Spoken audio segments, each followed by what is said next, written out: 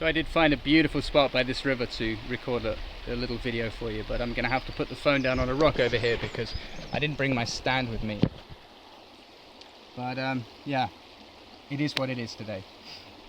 So what I wanted to share about today was in connection with this beautiful post that my friend Nancy posted on her Instagram feed. It's the cover image for this video.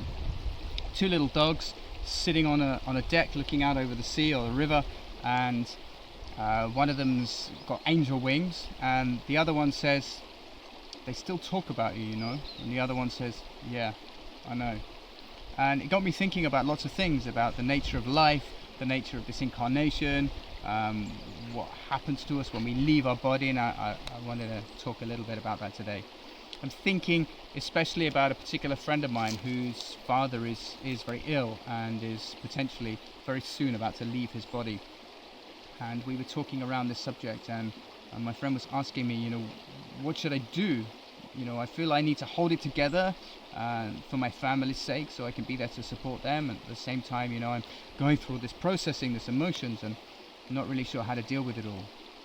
So I, you know, talked with her. I gave her some advice the best I could, and I said that she's in a very fortunate position. She's in a very unique position in many cases, because not a lot of people get to know that their relatives are just about to pass, and most people die suddenly or surprisingly, or so to actually know that your father is about to leave gives you a beautiful opportunity to be able to say goodbye, to be able to say the things that have been thus left unsaid, to apologize for things that need apologizing for, to ask for forgiveness, to create a certain amount of closure around things that happened within the life of the relationship. It's such a rare opportunity, and it's a beautiful thing to be able to do that. So I said, you know, this is one thing you get a chance to do. You get a chance to say goodbye, which most people never get a chance to do. But it's not really goodbye in a sense, because at least from a shamanic perspective, from an indigenous perspective, within certain cultures at least, when we're about to take a birth, take an incarnation, it's known, because of the nature of time not being linear as we perceive it on Earth, whether we're going to have children or not. And there is kind of an agreement made that we're going to stay around in spirit to keep an eye on our families, to keep an eye on our children, to look out for them after we've died. So what really happens when we die is that the relationship transforms. When our parents die, they're still there for us. They're there in spirit. They're there to take care of us and look after us, but it's different. We don't have them here in form, we don't have them here in body, but they're still around for us in spirit.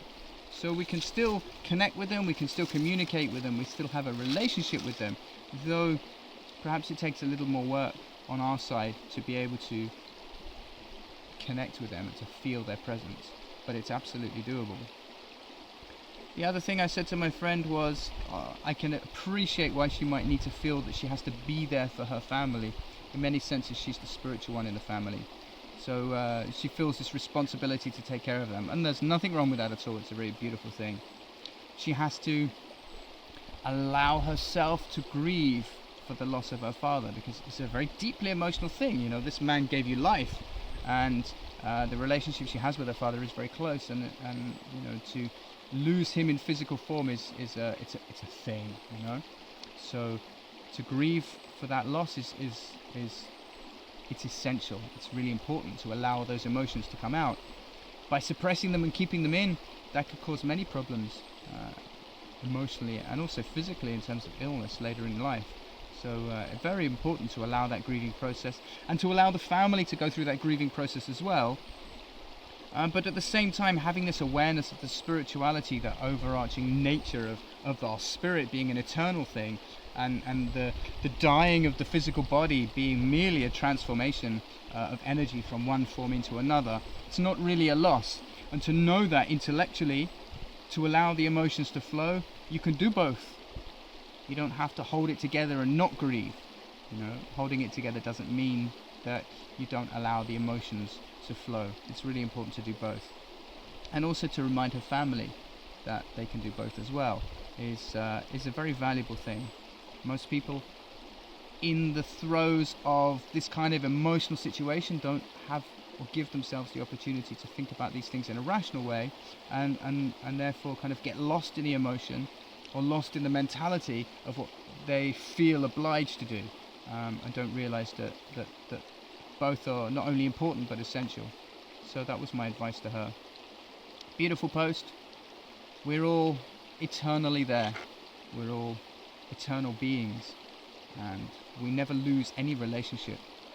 Even if someone were to reincarnate and take another body in another life, even on another planet, it doesn't matter. We are multi-dimensional beings. So our parents will always be there for us in spirit, even if they take birth somewhere else. That is the multifaceted, multi-dimensional nature of spirit. We are infinite, like the God force that we are created out of. So I hope that sits well with you. I hope that's helpful. I hope that's useful for you. If it's useful for you, maybe it's useful for someone else, feel free to share this video for anyone who it might help in their journey. If you like these videos, obviously you can subscribe to my channels. These videos go out on Instagram, they go out on YouTube. If you're on YouTube, click the bell icon, and you'll get a notification when I produce videos. I don't do them on a regular basis. They come when they come. I'm not kind of a regular person in that sense, but I do love to share, and I love to help people out. So with that, I'd like to just bless your heart, bless your life, and wish you well, and look forward to seeing you again.